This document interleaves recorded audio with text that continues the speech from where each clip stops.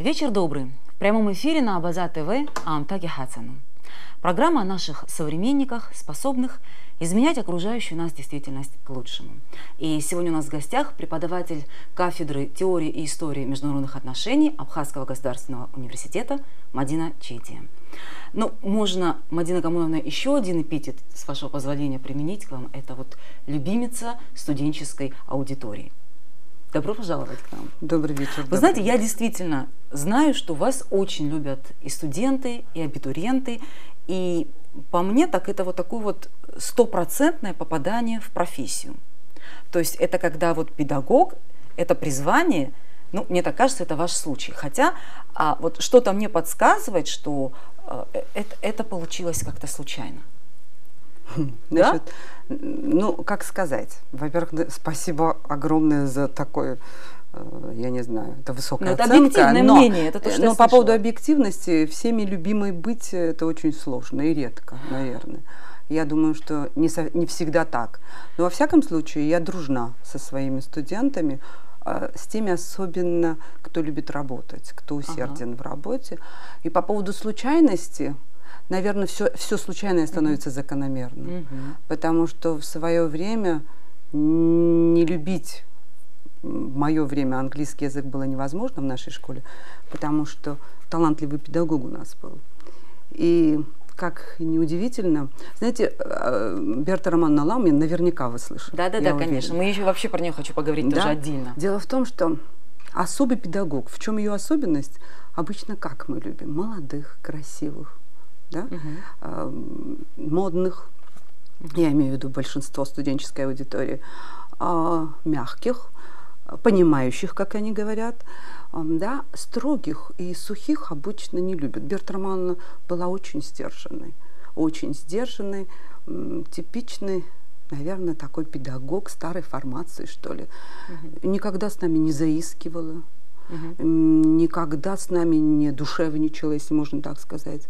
Всегда было строго знание, да, ответ, объяснение, только так. И тем не менее, в наш год, да, выпускной, 7 человек из 16 девочек поступает на отделение, иностранное отделение, выбирает английский язык как будущую профессию. Вот вам Берта Романовна Лам. Да. Это вообще, конечно, уникальный был, да, вообще-то тот период. Вообще, ну, хочу тогда сказать, уже это 10-я школа.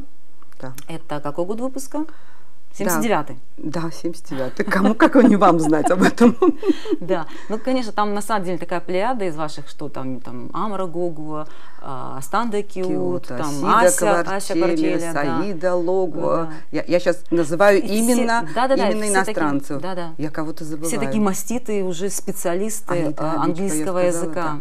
Да, 7 человек из нас. В общем-то, в профессии остались 5 из нас. 2 нет, но и тем не менее, это показатель. Хорошо, но это, а вот то, что все-таки вы станете преподавателем, это вот то, о чем вы мечтали с детства? Нет, никогда, потому что родители мои, собственно, педагоги. Мама из-за большого семейства, мама моя, Любовь Чебеевна Габри, она работала в республиканской библиотеке. Вот.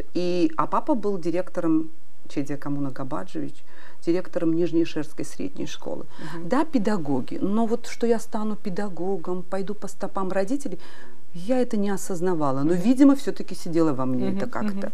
Очень любила английский язык, но в этом смысле мои родители никогда не подталкивали меня к педагогической деятельности, потому что, как и всегда, и сегодня, и вчера, всегда было модно, традиционно медицина. Они долго и упорно меня уговаривали. Но случилось так, как случилось, и я пошла с друзьями на иностранное отделение. Я даже прекрасно помню, что я сдала свои документы.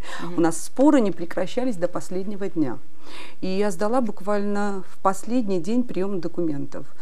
И должна сказать, что поступила я, собственно, не готовясь, да, и должна сказать, что вот школьное, что было. И, честно говоря, не очень успешно сдала первый экзамен.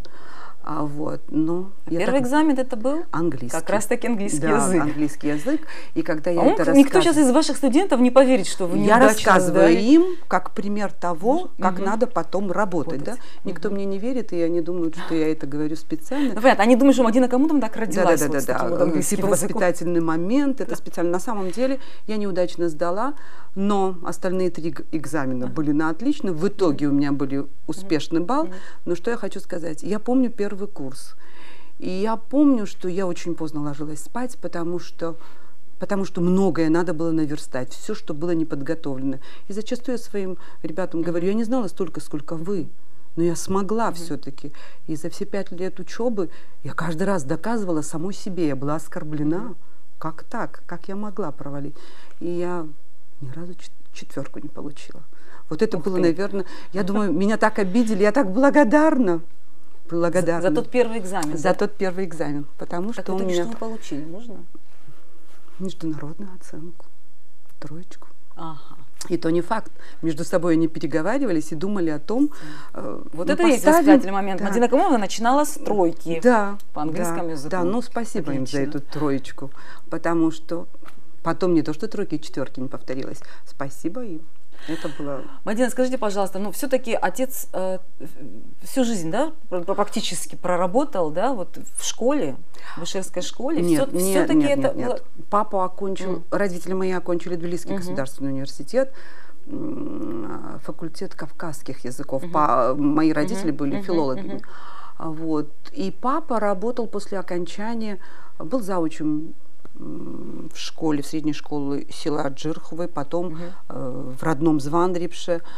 Я сейчас хронологически годы не помню. Случае, потом, имел отношение, безусловно. Потом стал директором Нижнеишерской школы. И знаете как?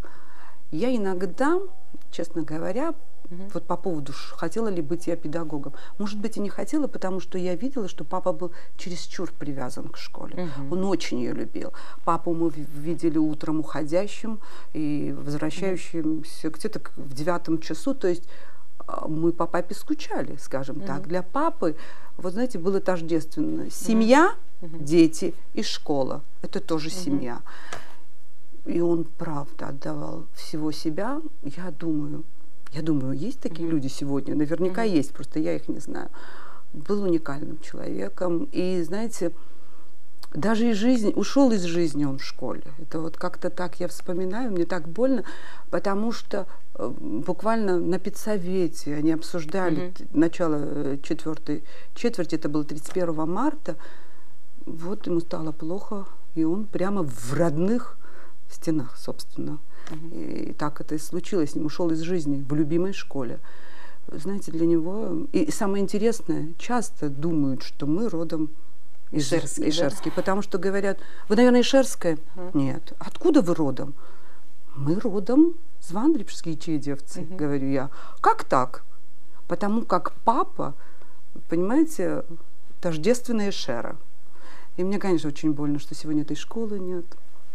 Что она разрушена. Если я не ошибаюсь, это как раз та школа, в которой учился Владислав Арзенберг. Да, Владислав Григорьевич Арзенберг. В тот период как раз-таки ваш отец и был директором. Да, совершенно верно. Знаете, что удивительно? Я лично не знакома была с нашим первым президентом, но с детства папа говорил: царь Абзин, офицер, Москва, офицер, Арзенберг. Бас хаджу хайгон. Да, правда, я очень много слышала, потому как еще и отец Владислава Григорьевича был завучем школы, а мама преподавала в младшей школе. То есть, вот, в общем, заочно это было, очень много его было в нашей жизни. Очень в хорошем смысле. Но папа приводил его в пример, даже еще не зная, что он будет там... Нет. Папа ушел из жизни до войны, до начала войны. И до того, как Арзенберг стал, скажем, всемирно известным. Потому как, знаете, папа, наверное, от счастья бы тоже это не пережил бы, потому что он был очень эмоционален. Нет, он всегда. Это Москва и вот Арзенберг. Учитесь. Но в итоге в Москву они нас не послали. Мы окончили, я имею в виду все мы дети, нас 4 в семье. Мы окончили Абхазский госуниверситет. Я очень благодарна своему университету, И когда я вспоминаю о студенческой жизни и рассказываю, многие диву даются, неужто так было, да? У меня была интересная комсомольская жизнь. И знаете, как была, я не знаю, насколько это, очень активно была. И была комсомольским лидером, и все это мне нравилось. Я как-то успевала совмещать с учебой. Нареканий по поводу пропусков никогда не было. Так что АГУ мне дал многое. Я люблю свою альма-матер, так что я очень горжусь. Я, насколько знаю, брат ваш тоже директор школы. Да, я должна сказать, 3 года тому назад, когда предыдущий директор Нина Давыдовна Агроба вышла тоже на пенсию. школа. Да, Ишерская школа. И когда предложили брату, брат не согласился вначале. Мы начали его уговаривать. Это, то есть, вот такая дань памяти все-таки. Памяти отцу. Я сказала, я тебя прошу. И мы все начали настаивать. Хотя, знаете, как школа забирает здоровье однозначно. И мы просили его просто. Папа эту школу любил. Пожалуйста, пожалуйста. И, собственно, он и доволен и коллективом, и там, правда, замечательные преподаватели. Он там работает с воодушевлением. Началось все с папы. Да, папа. Вот так вот он продолжил дело отца. Да, дело отца. Это таким образом. Да, преемственность может быть вот такая. Понятно. Мадина, вот я хотела бы вернуться к школе, к школьному периоду вашему. И вот почему. 10-ю школу вы заканчивали, сегодня вот, не знаю, там ленивый только там не ругает школу, и именно конкретно эту тоже, хотя, конечно, есть и объективные, субъективные причины всех этих проблем. Вообще считаю, что это проблемы комплексные, системные проблемы, это не только проблемы там одной школы. Но все же, вот вы говорили о Берте Романовне, Лем, вот роль личности в школе. Вот, на ваш взгляд, да, вот какую роль вот сыграла Берта Романовна, допустим, вот в вашем поколении? Я помню, когда я уже пришла в школу, при мне уже ее не было, там пару лет у моего брата еще преподавала, но вот о ней еще слагали легенды, да, вот как в мое время еще как-то про нее говорили. Ну, сейчас-то уже, наверное, нынешнее поколение уже, конечно, ничего уже и не знает, но вот в мое время, я не знаю, там был преподаватель химии, была такая Светлана Ефимовна Лакоба, да, казалось бы, там вот где помню я. Ее. Она у нас не преподавала? Да, она где там я, где химия, но все-таки мы все это учили. И вот ради нее, да, ради педагога, да, она была молодая, как это важно. Она была красивая. Она не только потому, что она Нет, была молодая. вы не поняли, к ней тянешься. Вот я и говорю, Берта Романовна не располагала сразу к себе. Но вот строгость ее, знаете, она была очень жесткая. А нам это, видимо, подходило, не знаю. Влюблены были в английский язык. И казалось бы, знаете, сейчас вот нынешнее поколение более прагматично. Более прагматично. Я не говорю, что все. И тем не менее выбирают специальность с тем, чтобы в будущем, где трудоустроиться. Скажите, пожалуйста, в наши годы, где можно было с английским языком устроиться? Он был не нужен. Нет, и там особо не нужен был. Тогда был в фаворе как бы немецкий язык. Потому что на нем было говорить, возможно, в смысле, с туристами. Нет, безусловно, наверное, какие-то и туристы с какими-то и приходилось говорить. Но, знаете, английский язык – это, я не знаю, просто все им увлекались. Это не только наш выпуск. Почему? Сложно сказать.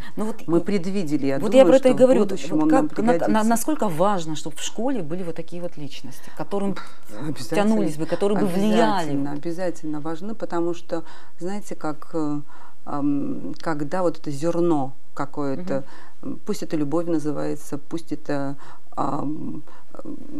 скорее всего, любовь и тяга к какому-то предмету, ты пока еще не осознаешь, что ты свяжешь, но когда ты на выпуске, на выходе, ты начинаешь рассуждать, чтобы выбрать, ты понимаешь, что ты в этом предмете хорош, он тебе нравится, ты уже не думаешь в перспективе, что это будет, ты начинаешь задумываться, и, конечно, ты любишь этот предмет, и ты выбираешь учителя и его предмет. Наверное, так. Я уж не помню, какие были ощущения, но однозначно английский был очень популярен в нашей школе. Очень. Очень. И поэтому благодаря педагогу? Видимо, да. Я думаю, да. Благодаря педагогу. Ну, сейчас вы работаете на кафедре, как я уже сказала, истории теории международных отношений, и вы работаете практически с его основания, насколько я знаю. Знаете, если я не ошибаюсь, он был основан в 2003 году. Я пришла чуть позже, потому что я застала первый выпуск на курсе 3-4. Вообще, после окончания, я как понимаю, вы остались в университете, да, и преподавали уже практически. Верно. Я осталась в университете, я была лаборанткой кафедры английского языка. Я работала в приемной тогда ректора Абхазского университета Авицба Зураба Хакиевича, прекрасного человека. Потом я как бы стала семейным человеком, и я должна была выйти на работу в годы войны. Должна была выйти на работу 20 августа, а война началась 14-го. Так я и задержалась в Гудауте. В Гудауте задержалась и надолго. Попробовала как-то передать. Знаете, я не из тех, кто сразу рванул после окончания войны в Сухум. Я вдруг поняла, что мне страшно. Мне страшно возвращаться в мой родной город. И я, если я не ошибаюсь, года 2 вообще не была в Сухуме. Потому что мне казалось, что, во-первых, я боялась за безопасность детей.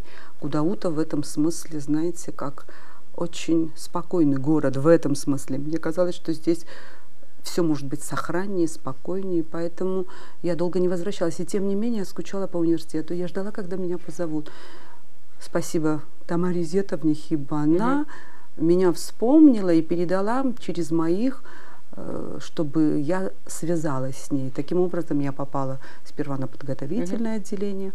Там, я не знаю, как Рауль Кибевич как-то появился, Хоннелия, и предложил мне работать на международных отношениях. Вот так я и попала на международные отношения, и благодарна и судьбе, и случаю, и Раулю Кибевичу, Царствие ему небесное, за то, что он меня привел. Сегодня я на международном отделении. Скажу супер... вот как раз я к этому хочу перейти. Вообще на такой вот, вашей такой кафедры есть такой какой-то ореол, такой какой-то исключительности. Да? Вот в чем вообще, вот, на ваш взгляд, уникальность этой кафедры? Ну, понятно, что это по популярности, допустим, там, экономически, юридически не переплюнуть, но вот такое чувство, что... Не скажите. Да? То почему так вдруг? Ну, по массовости. По массовости, но у нас и популярности. Но все-таки, мне кажется, туда, на эту кафедру, в это отделение идут даже больше, ну, мне так кажется, больше даже не для того, чтобы стать дипломатом, а чтобы получить качественное образование. Ну, вот в чем эта уникальность, почему? Почему так получается? И вообще это вот, не знаю, такая сильная языковая подготовка на это влияет или еще что? Я не знаю, надо, конечно, спросить у самих студентов, но если честно, вот если бы вопрос стоял, куда пойдут мои дети, куда будут поступать в Абхазский госуниверситет, и если был бы вопрос выбора, и я как мама рекомендовала бы им что-то, это в первую очередь международные отношения. Конечно, сейчас можно подумать, если это идет от сердца, не потому что я так... Нет, конечно, и потому что я там работаю, наверное, я знаю всю эту кухню изнутри. А удивительно мобильный коллектив. Это реклама? Я говорю, получается, рекламирую. Нет, в рекламе не нуждается отделение. Не потому, что нет проблем, не потому, что не надо развиваться и так далее. Безусловно, всегда есть что менять, к чему стремиться. Мобильный коллектив, молодые преподаватели. Это, вы знаете, вот именно на нашей кафедре очень, и я думаю, на многих других ощущается преемственность. Рауль Кибевич многим из нас преподавал. Мы второе, ну скажем так, после Рауля Кибевича поколение. Мои студенты, бывшие, преподают. Удивительное уважение, удивительная ответственность. А знаете, вот Рауля Кибевича, когда он заболел, его не было. мы стали, наверное, еще дисциплинированнее. Так мы переживали. Мы боялись опоздать, мы боялись вовремя что-то не провести. Вообще прогулы, да, это общая проблема всех вузов, это не нашего вуза только. Редко на международных отношениях кто-то Вы студентов имеете в виду? Нет, я имею в виду преподавателей. Да. Прогуливает как? Ну, по каким-то серьезным причинам и тоже. Это то, что вот Рауль Якибевич заложил. Это сумел заложить, и с виду такой красивый, он не был мягким. Он не был мягким, у него была жесткая рука. И мы его побаивались, если честно. Но стоило ему расплыться в улыбке, мы сразу радовались. Никогда нам не разрешал что-то нарушить. Всегда жестко говорил с нами. Ну, я думаю, что это был исключительный человек. И знаете как, вот может быть, любая проблема, которая возникает на кафедре, Рауль Кибевич сразу к ректору. И самое удивительное, не знаю, это из любви к нам особой, все проблемы всегда решались. У нас не было никогда. Вот что-то мы решили в любом плане, и учебный процесс, и что-то еще. Все проблемы решались на уровне ректора очень четко, быстро. И мы в этом чувствовали в хорошем смысле некий комплимент и аванс. Это тоже подстегивает. Сейчас, после Рауля Кибевича, у нас... Вот я хотела узнать, да, кто возглавляет сейчас? Да, Эсма Аполлоновна Гургулия, молодая, перспективная. Ее Рауль Кибевич сам пригласил в свое время. И я вам должна сказать, правда, столько молодежи талантливой, что я думаю, по возрасту, наверное, я самая старшая среди языковых преподавателей. У нас и Сергей Миронович Шамба работает. То есть у нас хорошая кафедра. Однозначно. Не буду больше говорить, потому что я могу не остановиться. Нет, мы вам позволяем, конечно, хвалить, но это, конечно, приятно видеть, когда человек относится вот так вот. Нет, одним словом, ну, я как понимаю, для вас работа – это праздник. Работа – это так естественно, да. Это, знаете, счастливое, скажем так, совпадение. Вот так вдруг выбор профессии, да, оказывается… ты языком и зарабатываешь, ты языком и преподаешь, и удовольствие, и все вместе. Словом, это мое. Я так вот она, благодарна. Формула успеха. Формула успеха, да. Это совпадение всего. Это, видимо, оказалось мое. Ну и спасибо Всевышнему за то, что так все случилось. Хорошо. У нас сейчас небольшая передышка. Мы посмотрим ваши фотографии и вернемся в студию. Да.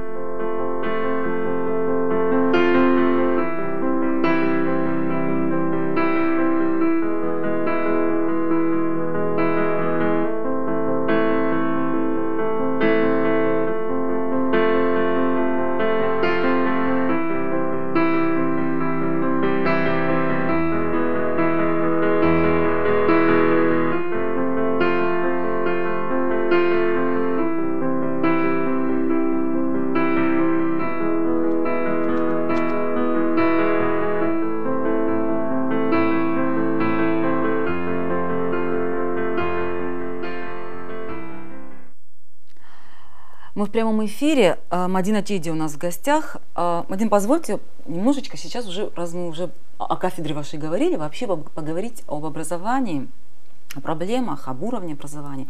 Вот скажите, вы вот какую тенденцию наблюдаете вот из года в год, вот вы приходите на первый курс, вот, я имею в виду уровень образования, то есть уровень подготовки детей. Вот что это вот лучше становится или все-таки качество снижается? Качество снижается. То есть вы это признаете, да? Что... Да, качество снижается, и я иногда мне сложно сказать, чем это связать. То есть вы хотите сказать, что послевоенные дети, там, я не знаю, которые там в 90-х годах пошли, они были больше подготовлены? Как парадоксально, да. И знаете, каждый раз первый выпуск наш был удивительный, второй, третий, четвертый, вот к выпуску они становятся, они мобилизуются однозначно. Но, да, качественно меньше, в смысле качества меньше. Не знаю, с чем связать, потому что я как-то не исследовала эту проблему. Но, видимо, это связано с тем, что могу ошибиться, потому что в школах что-то не так. Надо реформировать, наверное, все-таки. Провести какие-то реформы в школе, потому что уж очень рано если помните, вы свое время, и в мое время было так, мы до 6-го, до 7-го класса очень серьезно занимались. Потом у нас были 2-3 года, когда мы взрослели, это какой-то период, да. А потом мобилизация была полная к старшим классам, к моменту поступления, потому что важно было поступить. Сейчас есть некий равнодушие, скажу, не знаю. Уверенность, понимаете, высшее образование стало массовым. И вот зачастую говорят, нужна ли нам эта массовость? А я думаю, если наши ребята, выпускники, наши дети не будут поступать в высшее учебное заведение, вот окончили они школу, куда пойдут? Вы заметили, что я сталкивалась пару раз, когда ребенок, молодой человек устраивается на работу, даже на работу, где, казалось бы, диплом об окончании высшего учебного заведения не нужен, обязательно спрашивают его. Может быть, потому и все стремятся обязательно получить какую-то корочку. То есть корочка стала важнее, чем содержание, да? Понимаете, да, и потом, а куда детям идти? И, наверное, родители оттягивают тот момент, когда надо им помочь и вынести то судьбоносное решение на 5 лет. За 5 лет, согласитесь, парень, девушка, они взрослеют, уже четче представляют, чем им заняться в будущем. Может быть, и потому все идут поголовно в вузы. Может, и потому так много коммерческих вузов и так далее. Важна корка. Важна, да, но почему-то за знаниями не всегда. Не всегда у всех, я имею в виду. Есть ребята очень серьезные, безусловно, но зачастую так. Вот массовость. Вот, Мадин, вот вы еще работаете с абитуриентами. Вы великолепный репетитор. Один из даже самых успешных, Нет, потому что, вы знаете, я даже слышала такую шутку, не знаю, слышали ли вы? Ой, Господи, что? Про вас в шутку говорят, что после, значит, курса у Мадины Камуновны обязательно потом практика в Америке. То есть все, кто курс проходит у Мадины Камуновны, потом попадают в Америку. Ну, тогда в тот период, когда вот была та программа американская, да, все попадали. Сейчас дело не в этом. А дело в том, что, вот скажите, пожалуйста, вот вы вот в качестве репетитора к вам приходят дети, вот тоже из года в год. Это то есть одни, вот те, которые к вам на репетиторство приходят, их уровень какой? Тоже снижается? Или там разницы вы не видите? Ну нет, как? Когда они приходят, зачастую они не очень подготовлены и так далее, но у них база есть, да. И человек, который пришел заниматься, там и контроль родительский другой. Вот. И ребята мотивированы, им надо поступать, они могут провалить экзамен, им надо серьезнее относиться. И потом в этом случае все легко и просто. Если ты не работаешь, не занимаешься, ты просто перестаешь заниматься у меня, и все. И поэтому они отсеиваются. И остается только тот контингент, который реально занимается, потому как это большая ответственность репетиторства. Это не просто так, ты должен отвечать. Нет, я имела в виду, что по репетиторству вот вы видите, что уровень детей тоже снизился, образование, вообще подготовки? Вы знаете, вообще, если брать вот глобально, насколько образованы, не хочу показаться Грымзой и говорить, в наше время это напрягает. Но вот эта общая культура, знаете, как владение материалом, я имею в виду гуманитарные предметы, и литературу, чтение, да, по поводу... Но вы же готовите вот как бы весь послевоенный период, правда же, вот вы готовите чуть детей? Позже, наверное. Практически, да, практически, да, то есть да. вы можете проследить вот это? Знаете как, вот мы приходим к программе, и я не пропагандирую Америку, и Америка не нуждается в этом, но когда существовала американская программа, да, сперва «Развитие юношества» называлась она, и потом вот программа, которая выбирала ребят, которые уезжали на академический год в Америку. Тогда было больше мотивированности. Это однозначно, потому что мотивация была то, что если я буду успешно заниматься, то я смогу пройти конкурс и смогу попасть в Америку. Все новое, вы же понимаете, как это интересно, все неизведанное. И так оно и было, собственно. Знаете, наверное, это тоже удача, потому как очень часто ко мне очень способные дети попадали, и, знаете, не было большого труда вот заниматься с ними. И это было все так, знаете, органично, естественно, что они занимаются, они побеждали.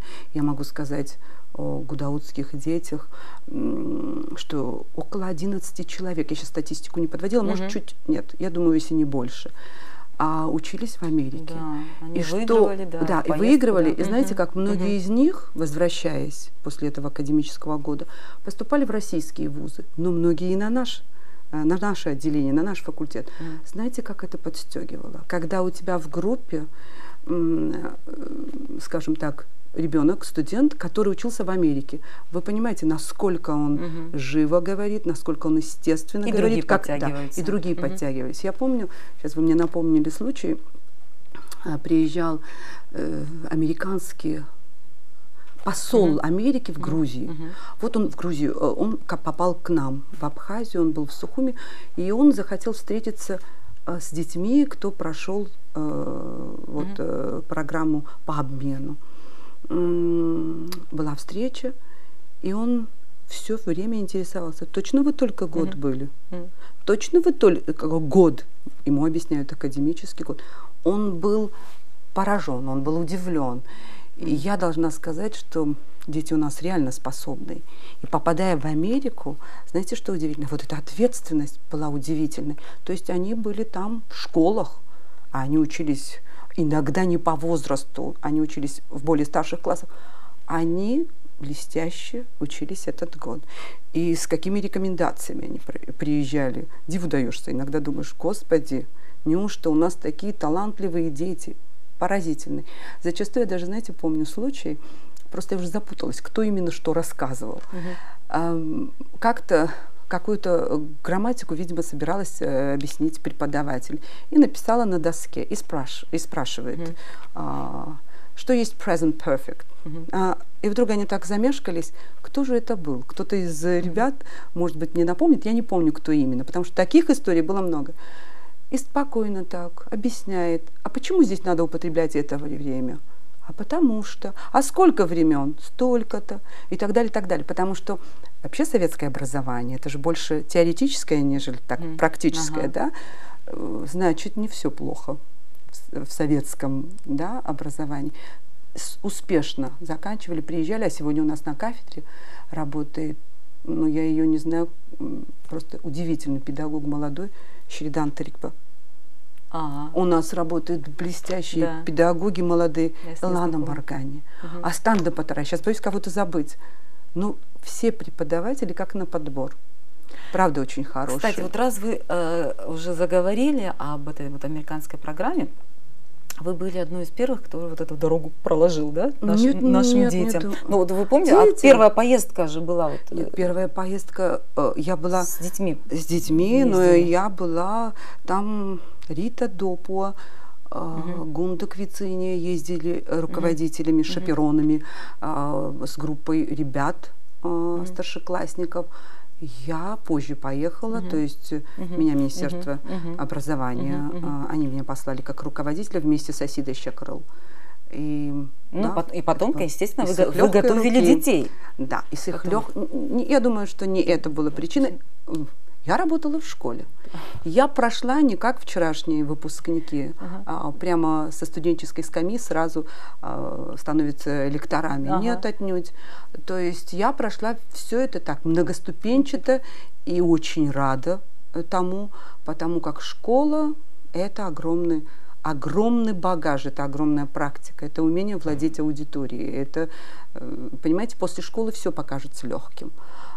Так что я работала в школе, и меня как преподавателя, школьного преподавателя послали. Поэтому, так что я хочу сказать. Ну вот вы все-таки во всем этом больше находите положительного, да? Вот во всей этой программе, которая вот тогда однозначно. Да, есть какие-то, безусловно, политики лучше и больше скажут, зачем это Америке нужно, но за год никого не смогут переубедить в чем-то. Когда есть такой стержень, крепкий, сильный, и наше воспитание, и наша обсора не так-то легко разрушить за тот академический год, который они там находятся. Но приезжают они однозначно другими, знаете, какие более в хорошем смысле, я всегда это повторяю, заземленными, что ли, приземленными или, лучше сказать, готовыми к жизни. Они очень взрослеют там, потому как они находятся без родителей. Да. И я... За океаном. И знаете, что самое интересное? Недавно, относительно недавно, меня мой собственный ребенок поблагодарил за то, что я проявила характер. Я так благодарна. Я ее переспросила и спрашиваю, почему мне только? Почему не папе? Нет, тебе. Я тебе объясню, почему. Папа всегда нас во всем поддерживал.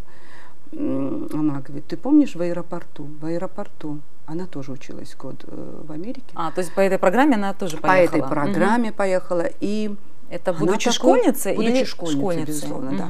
И она в аэропорту, ей 14,5.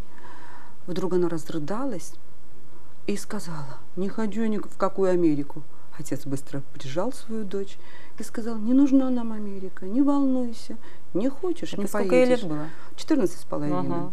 И она вдруг говорит такую вещь, ну, может быть, 15, я думаю, 14 с хвостиком. И вдруг она говорит, у меня мама мне не простит. А я так растерялась, что я не сказала, не оставайся, не поезжай, я ничего. Я просто каменная стояла и думала, что делать, что делать. А вдруг она что-то предчувствует, вдруг что-то случится. Ну мать есть мать. Я ее и не подталкивала, и не останавливала. И вдруг спасибо девчонкам ее, которые тоже с ней ездили в Озба, Хибла. Она сказала, ты что, мы куда едем? Ты представляешь себе? Когда мы это еще увидим. Да, когда мы еще это увидим. Она ее взяла за руку, и они пошли к самолету, к трапу. Все. Целый месяц я не спала. Победил. Нет. Знаете, целый месяц, конечно, я волновалась. Я боялась своего уважаемого.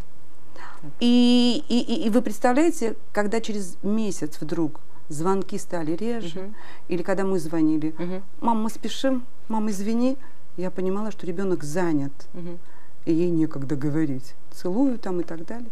Все, я думаю, слава Богу, этот период прошел. Так что неправда. Я сама на собственной шкуре, как говорится, знаю это. Эта программа приносила плоды.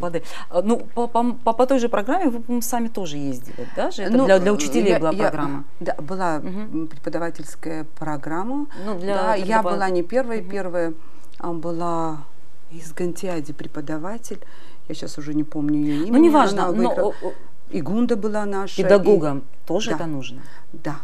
Ой, о чем вы говорите? О чем вы говорите? Вы знаете, как, когда попадаешь в такое окружение профессионалов, и ты понимаешь, как ты мало знаешь новых каких-то инноваций.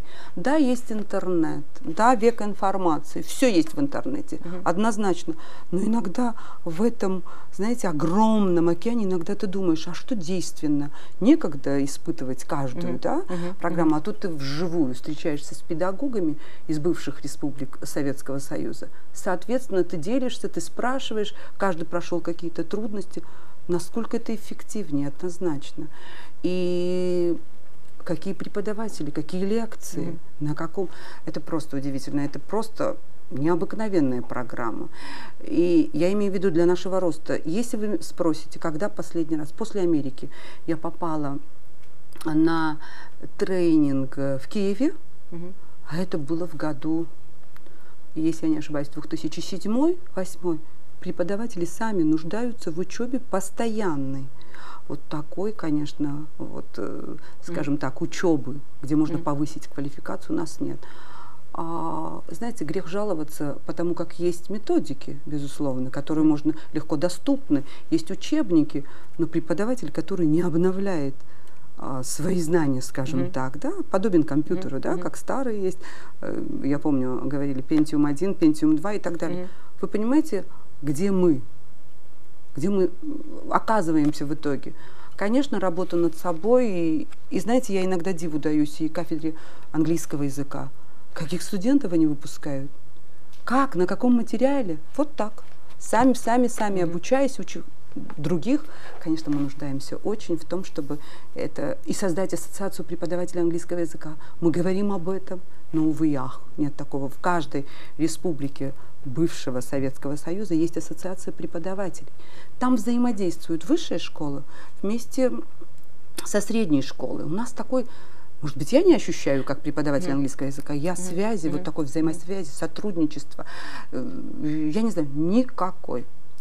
Скажи, пожалуйста, вот по поводу вот этой вашей поездки в Америку на тренинг, когда вы ездили, там, ну, все-таки вы говорите вот с педагогами бывшего Советского Союза, ну, естественно, там и из Грузии тоже педагоги. Вообще какой-то вот такой вот этот момент политический, он как-то вот, знаете, преодолевается? Как? Ну, как вам сказать?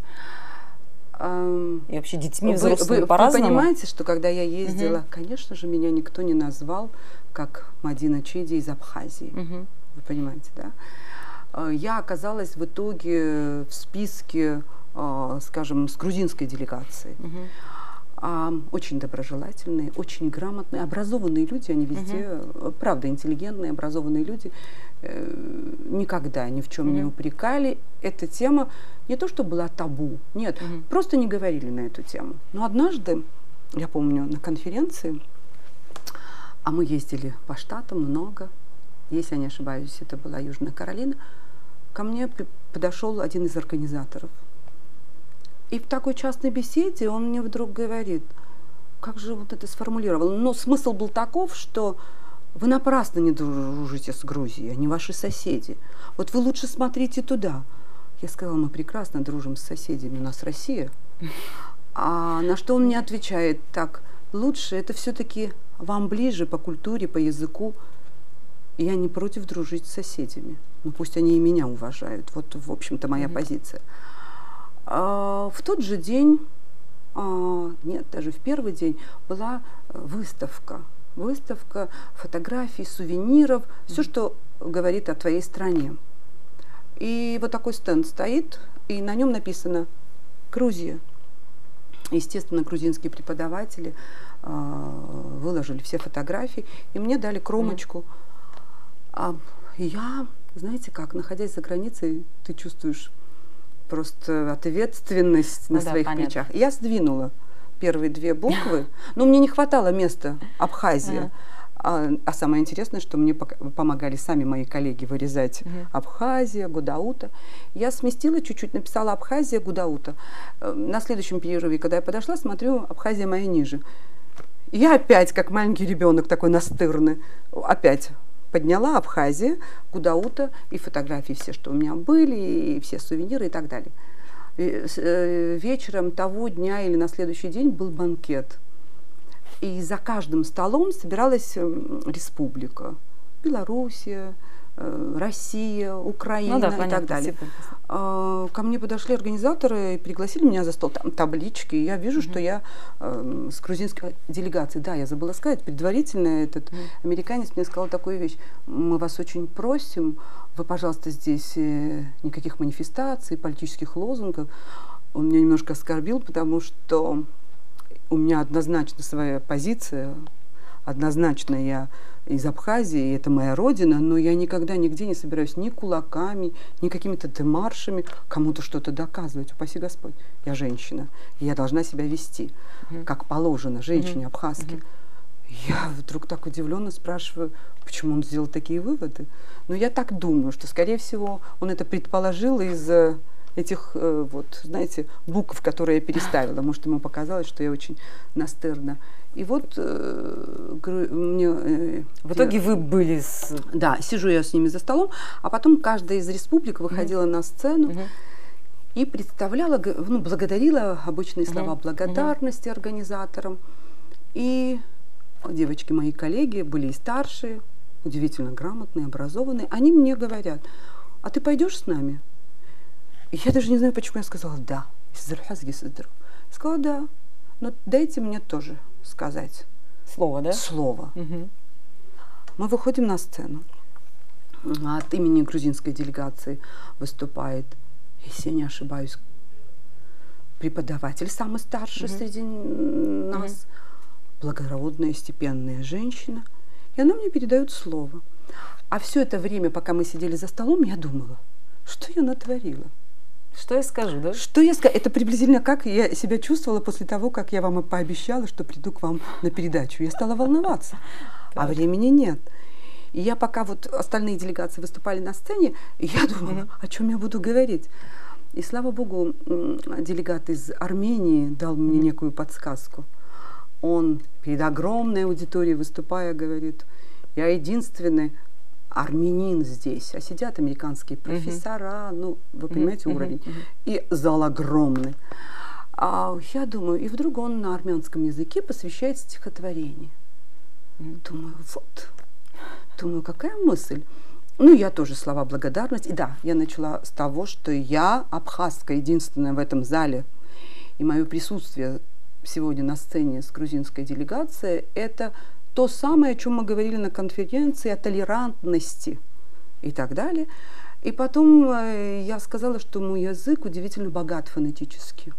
И чтобы доказать, я им посвятила стихотворение, что удивительно, наверняка, если бы абхазоведы, преподаватели абхазского языка слушали, сказали бы «Илхузукоймщен», да ладно. «Ришпалфа» и так далее. Быть но такого я не может. Нет, я потому как, когда я говорила, я расставляла, может быть, не очень правильные интонации, но я это говорила.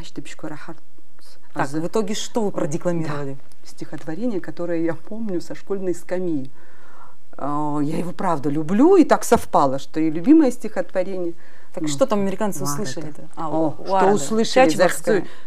Сейчас хочется, я хлоп шхулах сумтан, севиларчып сахрада, сахазарцы я хистаху, я хисфалу, сабачараша варада, бжиталаен сыргазуа, исхойт гургачарада, ряша гуак я жабжу, быкчагу парад. Вот вы улыбаетесь, так. А я это до конца довела и нажимала вот на эти все согласные, показала. Представьте себе, никакой демарш не нужен был. Знаете, как было приятно, когда грузинская делегация сказала: как ты читаешь, как ты декламируешь стихи. А я так скучала, видимо, по Абхазии, я даже чуть-чуть прослезилась, а потом американцы так: Абхаз, Абхаз. Не запомнили Мадина Чедия, к сожалению, но запомнили как Абхаз. Абхазку. Да, но это было, правда, это было здорово. Вот мой демарш. Хорошо, мы опять вернемся в студию через небольшую паузу.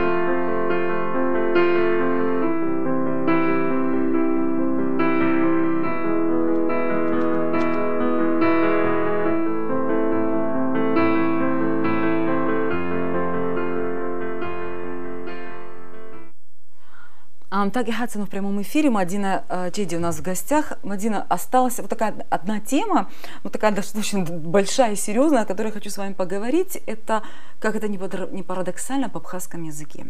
Вот я, прежде чем мы перейдем, я хочу сразу сказать, что такое вот признаться перед нашими зрителями, такое будет откровение, что вы вначале предполагали говорить об абхазском языке, да, на русском языке. Как так, да, как так? И вообще предполагался наш разговор на абхазском языке. Я знаю, что вы очень серьезно к этому относитесь. Я знаю, что везде, где там в социальных сетях и так далее, вы стараетесь говорить и писать только на абхазском. Вот. Единственное, что вас испугало и сдержало, это тот факт, что мы в прямом эфире. А для вас, как я просто сейчас... Это раскрываю перед зрителями, что для вас, как для перфекционистки, конечно, должно быть все идеально. И то, что мы не сможем там все почистить, для вас это, конечно, немножко вас смутило. Так как у вас вот, по поводу абхазского языка, да, от вас все порицания от близких родственников там, до студентов, подружек и так далее. Вот, ну, бог со всем этим, но скажите, пожалуйста, вот можно вот вашу методику применить для изучения абхазского языка? Вы вообще про это думали? Это не моя методика. Собственно. Нет, я имею в виду методика, по которой вы работаете. Я об этом назвала вашу. Естественно, это не ваша методика. Это не моя методика, да. Любая методика, конечно, у каждого преподавателя... Я имею в виду вот эти, я не знаю, там эти оксфордские методики. Нет, или но безусловно, у каждого из преподавателей, да, они берут как базовый учебник однозначно что-то, и все равно они что-то делают под аудиторию данную, под себя что-то и так далее. Это понятно. Я думаю, что с методиками преподавания абхазского языка все в порядке, потому что целый институт работает на это. И много, не скажите, что все в порядке. В порядке в плане учебников. Я думаю, что мотивированности нет, может быть, такое. Почему мы все время жалеем наших детей и пытаемся... У детей, в смысле, нет? Да, нет мотивированности, потому что практически наши дети владеют абхазским языком на бытовом уровне. Для того, чтобы они... Хорошо, но к вам приходят дети, которые вообще не знают английского языка. Но они должны сдавать. То есть вы считаете, что проблема только в мотивации? Нет, проблем наверняка не в методике, много. а в мотивации. Но сейчас это очень сложно сейчас говорить об этом, но дело в том, что когда перед ребенком, перед абитуриентом, неважно, стоит задача поступить, ему надо изучить данную программу, данный материал и так далее, он планомерно готовится к поступлению. К сожалению, такого у нас нет. Я всегда предлагала, я всегда говорила, почему нашим детям, которые едут куда-то за границу учиться или поступают к нам, почему не сделать абхазский язык как обязательный экзамен, поверьте мне. Они, если английский выучили, они выучат и абхазский. То есть у нас бытовой абхазский на уровне, и редко кто не умеет говорить. Неправда. Говорят. Большинство говорит. Единственное, что для того, чтобы говорить на более научном языке, нужно хотя бы несколько предметов иметь на абхазском языке. Да? У нас как? До 4 класса мы изучаем на абхазском все предметы. Во всяком случае, в мое время так, в мою бытность было. С 5 класса мы переходим все предметы, кроме самого абхазского языка и литературы на абхазском. Мадина, вот скажите, пожалуйста, положа руку на сердце, вот честно, вот если бы вы были репетитором абхазского языка, вот был бы такой же результат, который у вас сейчас с английским? А ко мне бы не пришли, я думаю. Нет, почему же? Не пришли сейчас бы. дети ходят к репетиторам. Конечно. Вы знаете, был бы возражение и что-то сказать по поводу преподавателя абхазского? Нет, я в том плане, кого я знаю. Это правда удивительные педагоги. Тогда еще раз вопрос, почему у преподавателя английского языка есть результат, а у преподавателя абхазского языка? Я не скажу, что вообще нет результата, но нет, потому что очень много передач, интересных фильмов, потому что интернет, потому что все на английском, потому что английский везде. Да, я понимаю. Понимаете? Давайте начнем с того, что усилим преподавание абхазского языка в школе и сделаем его уровневым. Оно, может быть, и есть. Я со школой давно не сталкивалась. Во-первых. Во-вторых, профильные классы. Профильными классами, в моем понимании, что это, знаете, как на Западе последние классы школы, я даже не знаю, как в предыдущих, но я имею в виду, у них, знаете, как 3 предмета обязательных. Зачастую это язык, английский, что-то связанное с математикой и история страны. Все остальные 5 предметов на выбор, что вам нужно. Так вот, давайте сделаем так. Количество предметов снизим в старших классах, сделаем обязательным абхазский, историю страны обязательно, и дальше я уже не знаю, сейчас я так быстро не могу решить, что, и сделаем профильные классы, и давайте делать экзамены при поступлении. Сейчас вообще каждый год ввели экзамены. Нет, не в школе. Сдают дети.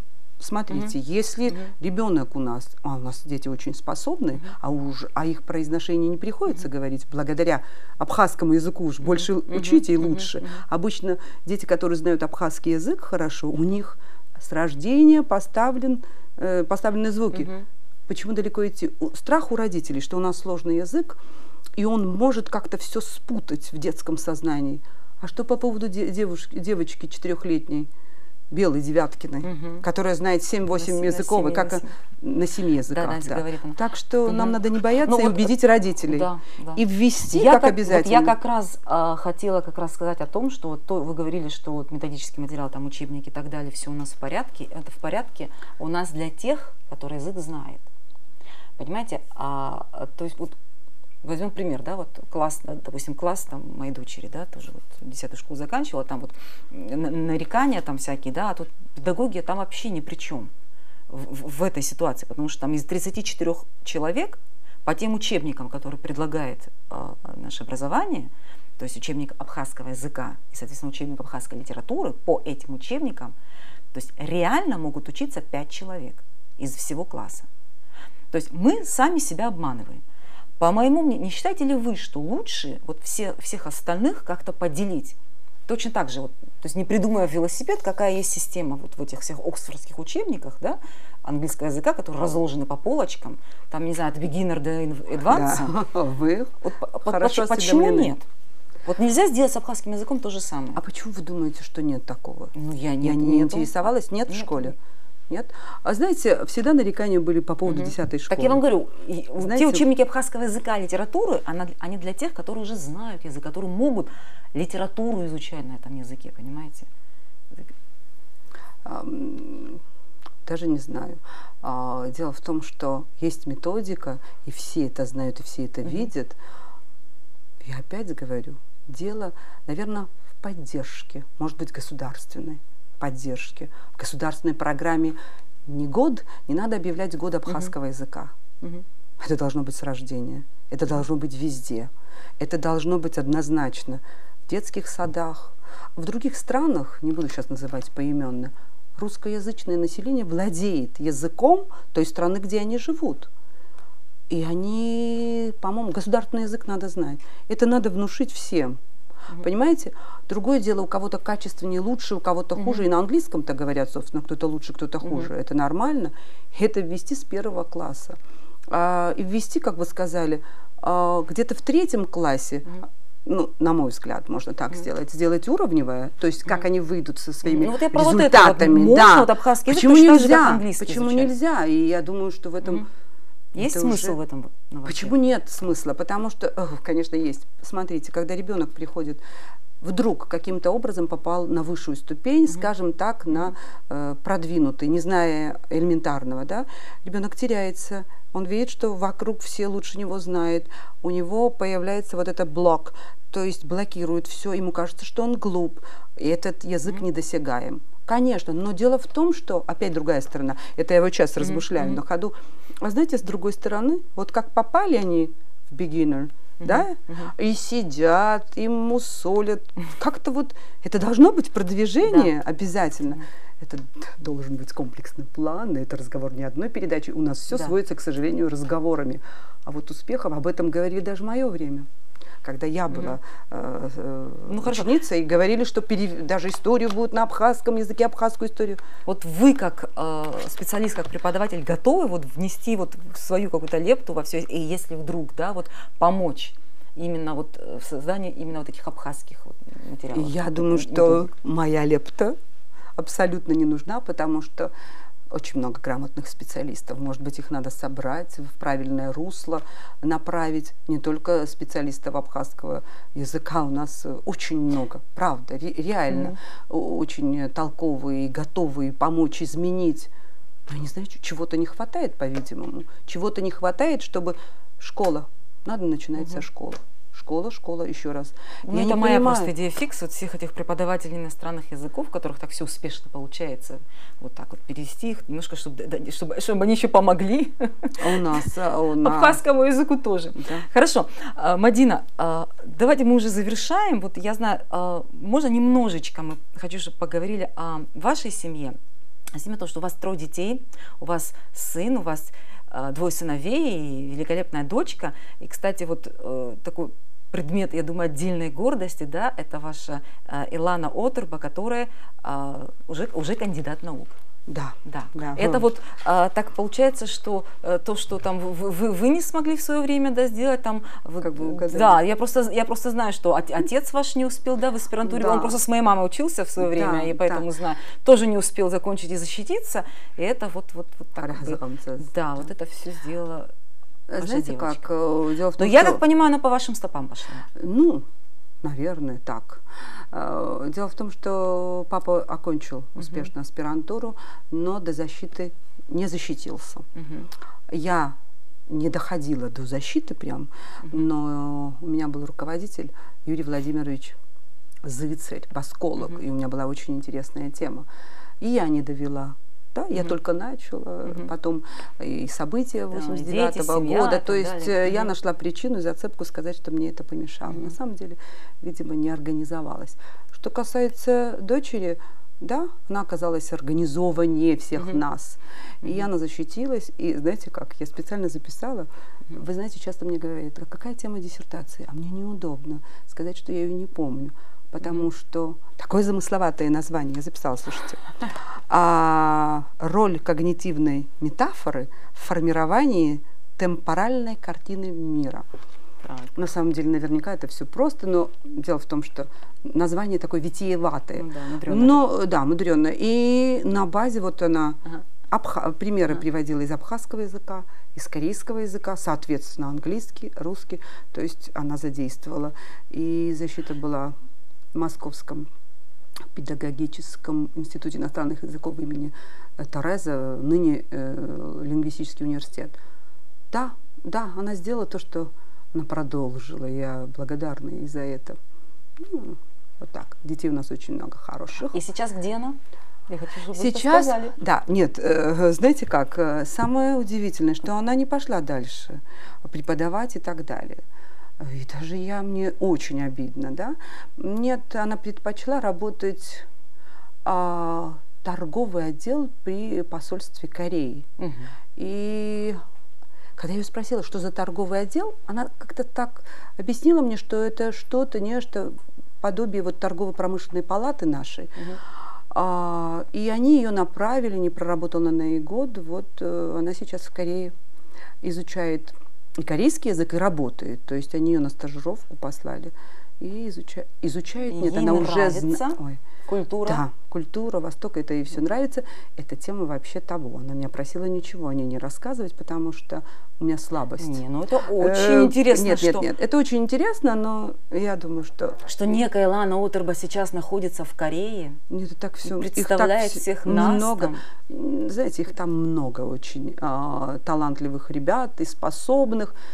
Она обычно хороший ребенок, да, усердный, который видит цель и так далее. Таких, кстати, по поводу ребят, у нас столько способной, креативной молодежи, вот я думаю, есть в Министерстве образования или где-то, или в правительстве вот такой учет таких детей, чтобы они приезжали, возвращаясь, они могли бы, понимаете, они... Да, мы, кстати, сколько про это опыта. Не раз говорили в наших программах. Есть вот такой учет, скажем так? Слышала.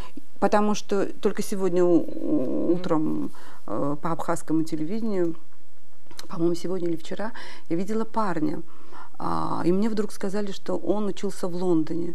И он, Нанба фамилия. Я вдруг подумала, Господи, как приятно.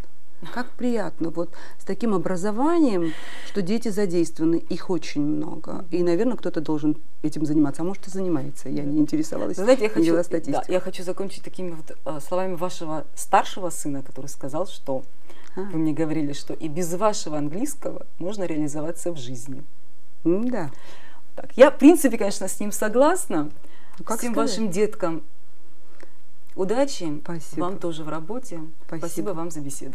Спасибо вам, что пригласили. Всем спасибо. Мы встретимся в следующий вторник.